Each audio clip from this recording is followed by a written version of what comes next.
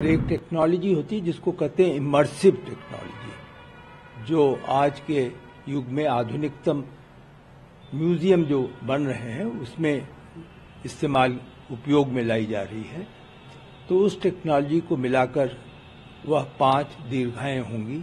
एक महत्वपूर्ण दीर्घा जो है भगवान हनुमान जी की बारे में होगी, जिसके बारे में केंद्र सरकार ने IIT चेन्नई को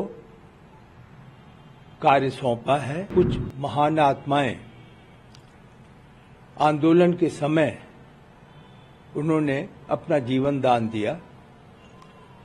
तो इसी कानूनी दीर्घा के बाद जो अगली दीर्घा होगी, उसमें इन लोगों की कथा या गाथा या जो योगदान हुआ उसके बारे में भी हम एक तरीके से पहचान यहां पर इस प्रकार बनाएंगे। अंतर्राष्ट्रीय राम कथा संग्रहालय में भी काफी विस्तार से चर्चा हुई।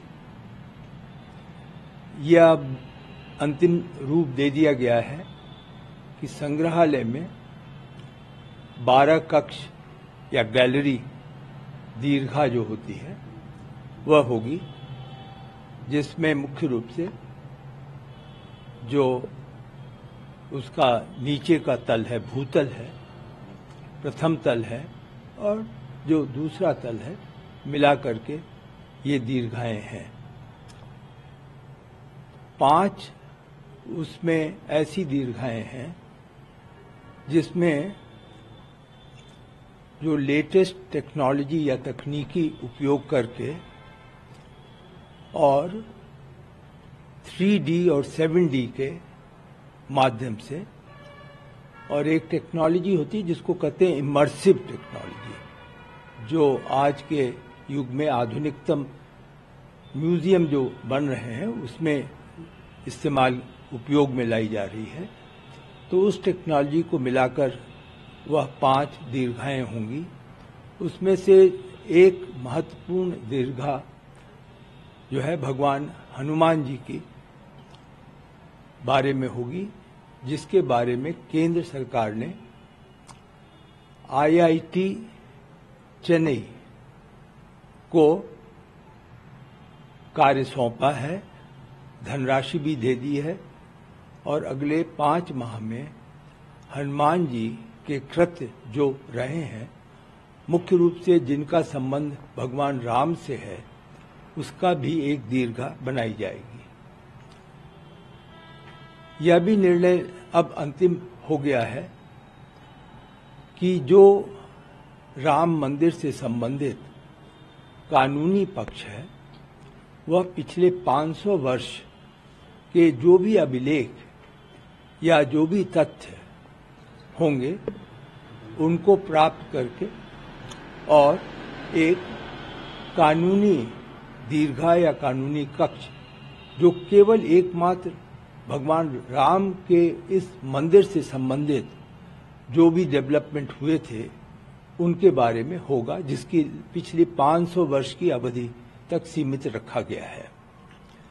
आप सब अवगत ही हैं कि कुछ महान आत्माएं आंदोलन के समय उन्होंने अपना जीवन दान दिया।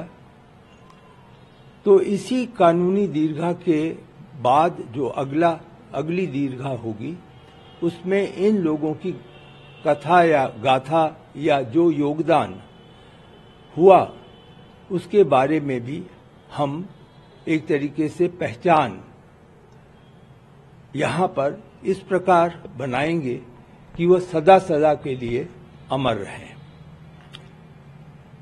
नीचे के भूतल में एक महत्वपूर्ण प्रदर्शनी कक्ष होगा, जहां पर कि भगवान राम की लीलाओं की प्रदर्शनी अलग अलग समय पर अलग अलग कथा को लेकर प्रस्तुत की जाएगी।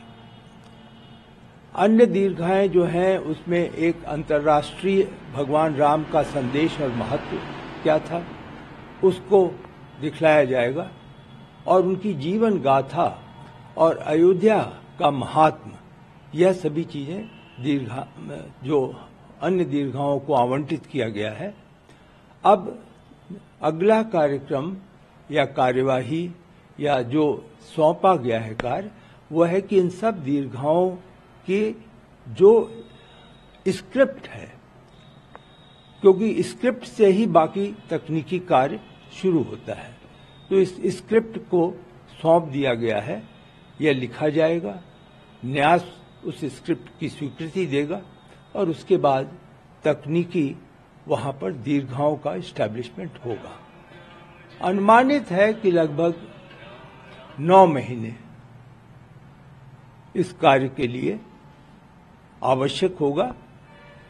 यह तो नहीं मैं कह सकता कि पूरा कार्य 9 महीने में हो जाएगा, लेकिन हम चाहते हैं, या आप यूं कहें कि न्यास यह चाहता है कि आंशिक रूप से भी यदि तैयार हो जाए, जिससे कि जो यहाँ पर श्रद्धालु आ रहे हैं उनको दर्शन के बाद पहले या बाद में यह जो म्यूजियम या संग्रहालय है वहाँ पर देखने का मौका मिले और समझने का मौका मिले। हमसे जुड़े रहने के लिए हमारे YouTube चैनल को सब्सक्राइब करें और नई वीडियो की नोटिफिकेशन के लिए बेल आइकॉन को दबाएं।